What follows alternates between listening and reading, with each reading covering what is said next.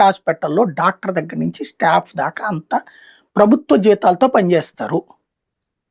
పీపీపీలో అట్లా చేస్తారా? Simple comparison.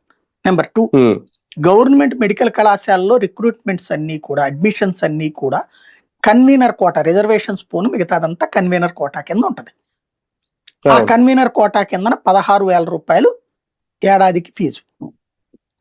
ఇప్పుడు అలాగ ఫీజు వసూలు చేస్తారా? మొత్తం కన్వీనర్ కోటా కింద పెడతారా?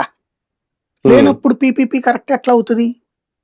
అలాగే ప్రభుత్వ ఆసుపత్రుల్లో 100% పేదలకి ట్రీట్మెంట్, 100% కదా. మరి పీపీపీలో 70% అంటావేంటి? అప్పుడు అది ప్రజలకు మేలు చేసినట్ట, నష్టం చేయకొచ్చినట్ట?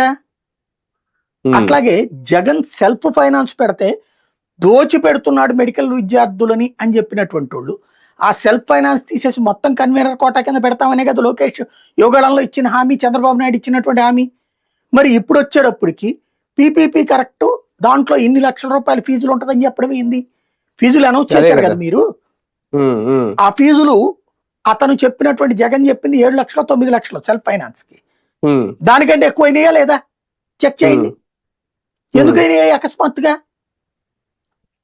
అట్లాగే అవి పీపీపీ అంటే ఇప్పుడు ప్రభుత్వ మెడికల్ కళాశాల కూడా పీపీపీ ఎందుకు ఇచ్చేస్తారు ఇక రేపొద్దున? ప్రభుత్వ